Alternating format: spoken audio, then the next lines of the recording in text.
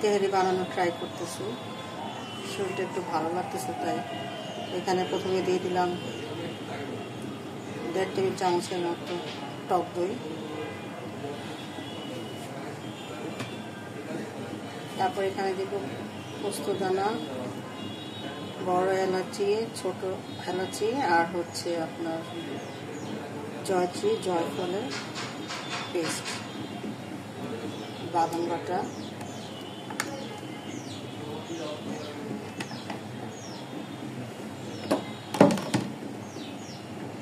জয়ত্রী,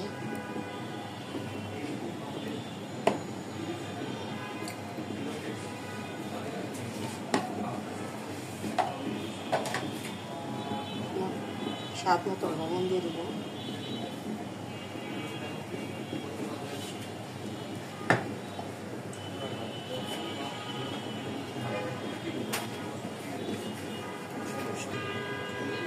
জিরা বাটা দিচ্ছি, আর হচ্ছে পেঁয়াজের পেস্ট,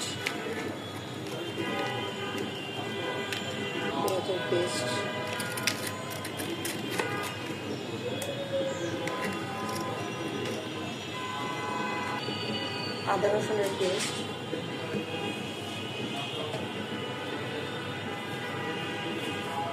একটু ঝাল হওয়ার জন্য মরিচের গুঁড়ো দিব,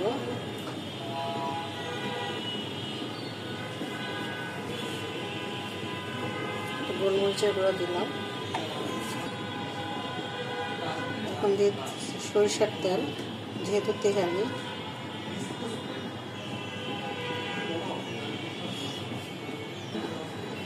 এখন এটাকে ভালোভাবে মাখিয়ে দেব। কয়েকটা তেজপাতা দিচ্ছি, এলাচি আর দারচিনি, আর দিয়ে দিচ্ছি 1 কাপ পরিমাণ পেঁয়াজ, আর পেঁয়াজের পেস্টটা দিতেছি। এখন দিয়ে দিতেছি পেঁয়াজের কুচিটা, একটু নেড়ে চেড়ে এখন চুলাটা ধরিয়ে দিব।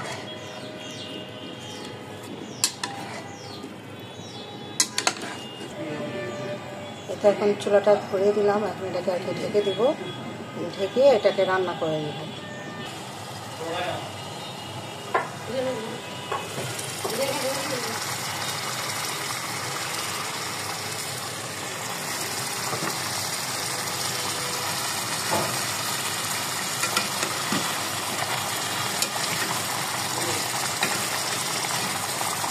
এখন এখানে আলুগুলো দিয়ে দেবো, ছোটো ছোটো করে কাটছি।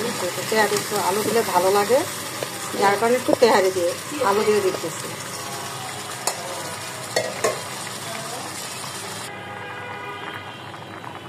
ঝাল হওয়ার জন্য আর একটু কাঁচামরিচ দিয়ে দিতেছি।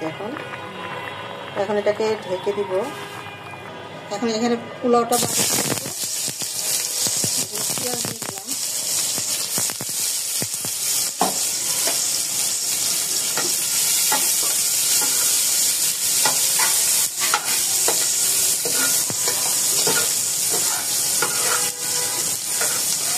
পেঁয়াজটা একটু বাদামি কালার করে এখন চালটা দিয়ে দিতেছি।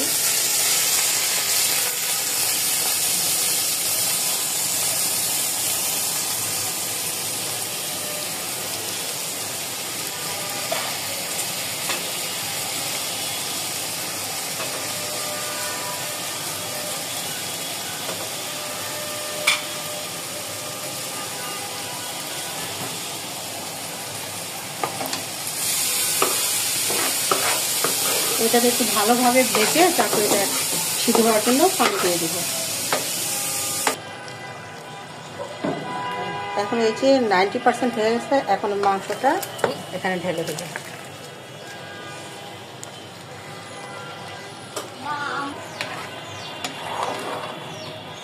এখন এটাকে ভালোভাবে মিশিয়ে তারপরে দমে রেখে দেব। মানে চুলার জালটা একদম নিভিয়ে জালে দিয়ে ঢেকে রাখবো। অনেকে তাও দিয়ে দেন, কিন্তু আমি এইভাবে দমে দিই।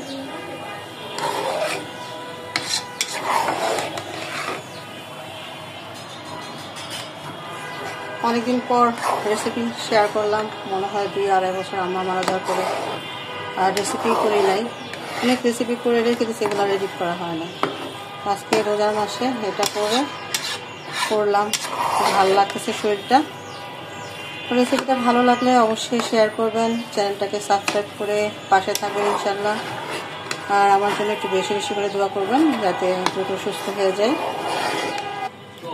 আলহামদুলিল্লাহ, এই তো বিরিয়ানি বানানো শেষ। আজকে 2টা বাসায় ইফতারি দিতাম।